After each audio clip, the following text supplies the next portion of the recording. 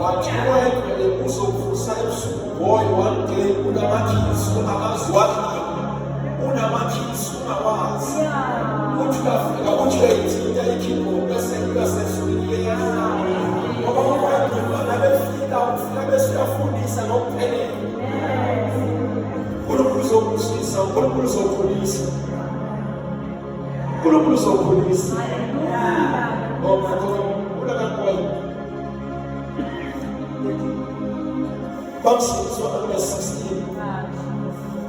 into engazenza ngikhuluma zazibula bathi bakhamiswa amazwi abantu bathi lento kaNkulunkulu empilweni yakho ungayidedeli noma bengayiboni mina noma bengayizwa mina, kodwa abantu abaduze bathi ungayidedeli lento leyo kuze namhlanje sabambela amazwi.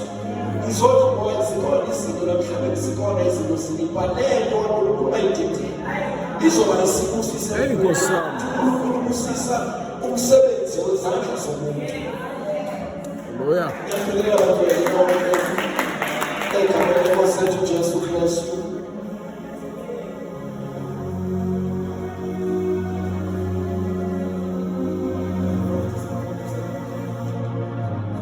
Bingela befundisa phakathi kwethu, fundisa ukwenya, fundisa udlamini, fundisa uthabiso. Haleluya. Obaba bonke, abobaba bonke, abantu abasha. Haleluya bathola. Amen. Sunday school namuva in the mighty name of Jesus. Igama lami ngibazalwane lokuzalwa lokuhle isibongo Nkosi. Isindisiwe ngokuNkulunkulu, ngenzela ukusangathethela izono zami. Ngingenzanga lutho, ngabhalanga lutho, ngathukanga lutho. Yes. Kodwa uNkulunkulu wamhawela 2014 September wehla isandla sezulwini, umuntu wasezulwini wakhomba phezu kwempilo yami.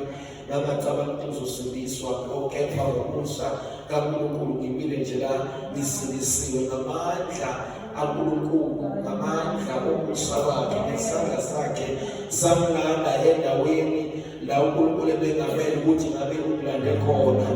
Wamlanda sengithuke kaningi, wamlanda sengiphile ngithi ayikho into yokukholwa, kodwa wathi ukuthi umuntu wasezulwini wangakusikhombile noma ngathiwa usemanyane kanjani, wangathiwa usekumile okunjani, kodwa ukuba ngabe umuntu kaNkulunkulu usukhombile lapho ukulanda endaweni abantu abangasanathemba lokuthi uyobe uphume khona. Bangabe umuntu kaNkulunkulu usikhombile kunabantu owabalanda bangababulali wabalanda umuntu kaNkulunkulu wasukuba ngabe umuntu usikhombile akekho kaNkulunkulu isandla sikaNkulunkulu. Kunabantu bazalwane abalandwa emanyanyeni abo ebengamasanathemba lokuthi bayophuma phakathi kwawo. Kwasho ukuthi umuntu kaNkulunkulu uba ngabe usikhombile akekho umuntu, ayikho indoda, ayikho ingilosi engaNkulunkulu isandla sikaNkulunkulu. Haleluya. Wasikhomba umusa kaNkulunkulu sisendaweni zokunyama, wasikhomba umusa kaNkulunkulu sesithunga uJehova, washo ukuthi umuntu wakhe usukhombile phezu kwempilo yakho. Haleluya.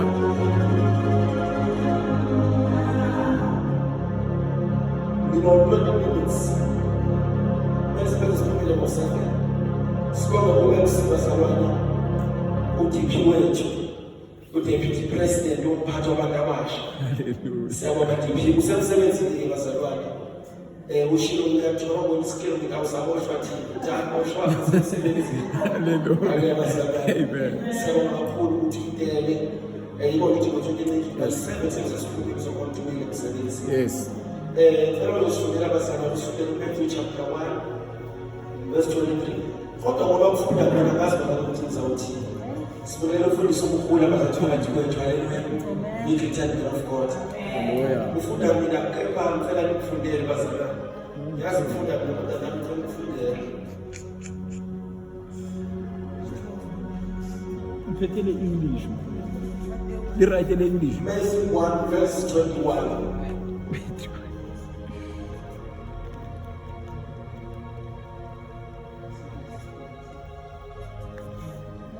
Matthew chapter 1. Okay.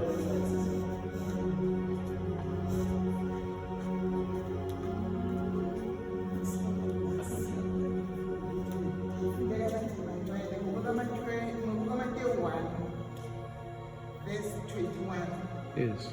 Uzakuzala indodana uyiqambe igama lokuthi uJesu. Yeah. Ngokuba nguye oyakusindisa abantu bakhe ezintweni zabo. Hallelujah. Amen. Siyabonga mama, izwi lenkosi libandla lithi amen. Amen. Uzakuzala indodana asithi one. Asithi one bazalwane. Uzakuzala indodana one. 1, Uyiqambe igama lokuthi uJesu 2. 2, Ngokuba nguye oyakusindisa abantu ezonweni zabo 3. 3. Lamazwi lawa amazwi akhulunywa yingelosi uma ngabe ifika kuMaria. Ithi ingelosi kuMaria 1 uzakuzala indodana. Kusho ukuthi uMaria uzozala umntwana. uNkulunkulu siyazi ukuthi umntwana uyisibusiso esivela kuNkulunkulu. Yes. uNkulunkulu uzokwehlisa isibusiso. Maka ingelosi ifika kuMaria ithi Maria 1 uzakuzala indodana. That is the first blessing. Ithi ingelosi manje uma uzothola lesi sibusiso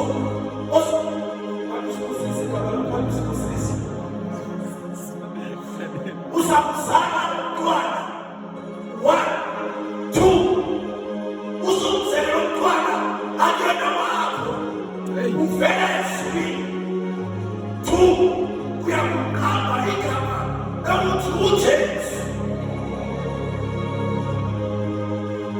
Lo mntwana uvela eswini negama lakhe livela eswini ngoba ungazana ube nesandla ekudalweni kwakhe ekuzalweni kwakhe abeke ube nesandla nasenhlanzweni kwakhe igama 2 uzakukhulelwa uzale umntwana kandi igama lakhe lokuthi uJesu 2 ngoba yena uyakusindisa abantu esifubeni sakho 3. Igama elithi Jesu lisho ukuthi uyakusindisa abantu esifubeni sakho.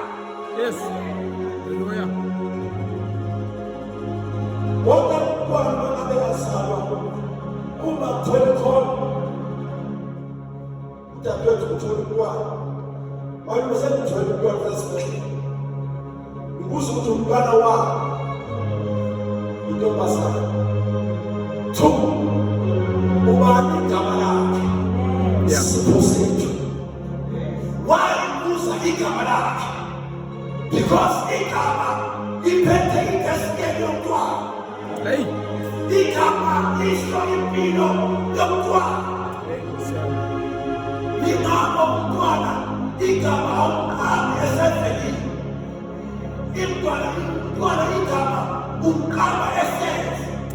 Jesus. Ngoba sinabantu namhlanje ababizwa ngomhluphekile. Akekho umzali ongalala ngabagama emhluphekile. Sondiwe. Siphithiphithi.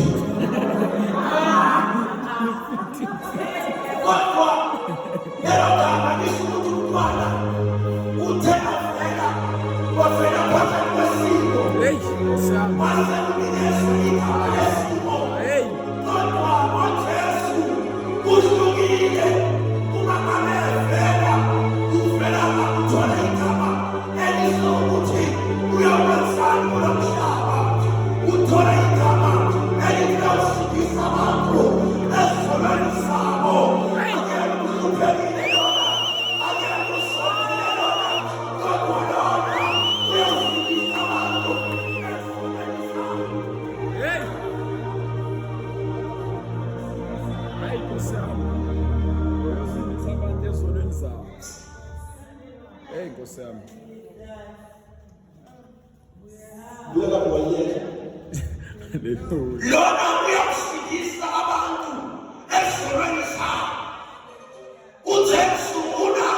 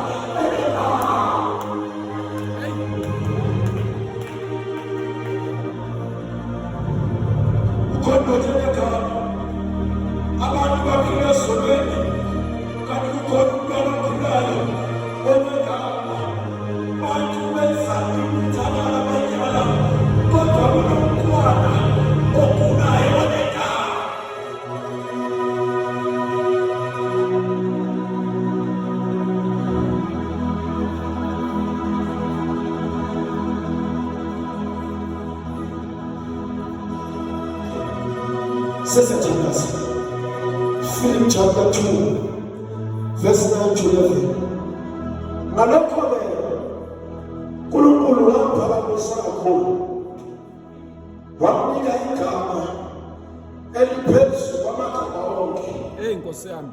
Ukuze kuthi ngegama likaJesu amadolo onke aguqe, awabezizwe nabasemhlabeni nabangaphansi komhlaba, nezilimi zonke zivume ngokuthi uJesu Kristu uyinkosi, kube inkazimulo kaNkulunkulu uyise.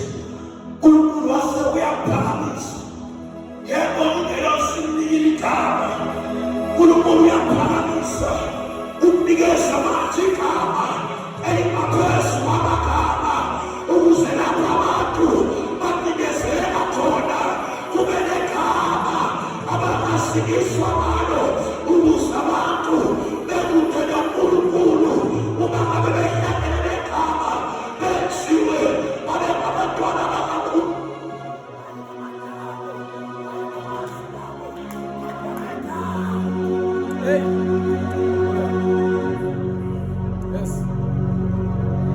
Kunegama esanikezwa lona, liyaziwa ezulwini, liyaziwa emhlabeni, liyaziwa nasemanzini phansi komhlaba, ukuthi wonke amadolo ayoguqa kulo, nezilwimi zonke zivume. Yes. Hallelujah. Sashiyane manje. Yeah. Kunamakhosi anamagama, kunabantu abanamagama, abantu bakhonza amagama namhlanje, kunabantu abayenkolweni bokhonza igama lomuntu. Kodwa ngizokunikeza isiqinisekiso, izoni lofika ilanga lapho liyovela ilimo lethu, lapho yovela uJesu emafini, bese kuyabonakala ukuthi liphi igama elinamandla ukudlula amanye amagama.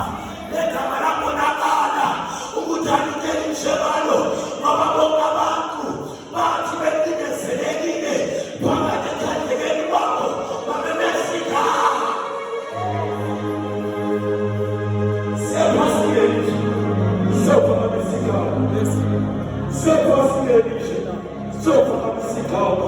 Sothi mduma wethu sinazibo bokhumalo, sinazibo bokhosi, sinamagama obuhle, sinamagama obuhle, amagama siwosana kodwa wasolutho amawufindana uthi unegama elingaphezu kwegama, amagama umsebenzi wesiwutholi wabawonani igama lomuntu owaziwayo wabananzilomo esinegama, kodwa futhi kuwe emasebenzini wakho egabini egama elaziwayo kunegama elingaphezu kwamagama asemhlabeni.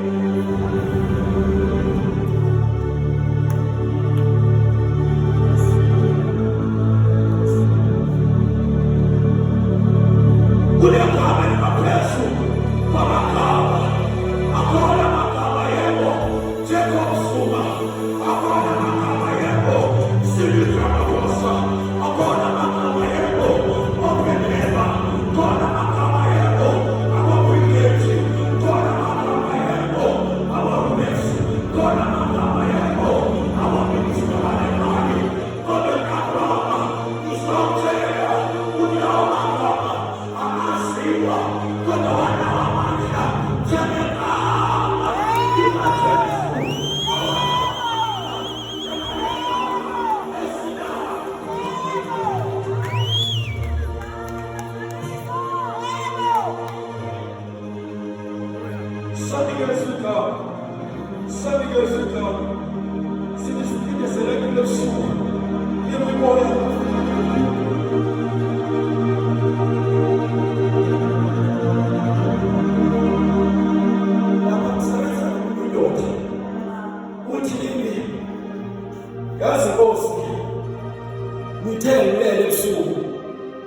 uzakala emsebenzini. Kwani hayi ngezwa ngokuzeleka. Uthi uthanda usimeke kwakho. Uthi kanti ngiyibona ngiyangena la. Ekhathi iyahamba ihlala sibeni. Hayi iyamkhama. Uthi mabele bathi bekhama ikaJesu. Hey. Hey. Uthi ngaphinde bathi bekhama ikaJesu. Uthi ngibona ngibona. Uthi ngaphinde bekhama ikaJesu. Hey. Uthi ngayibona sikaneko.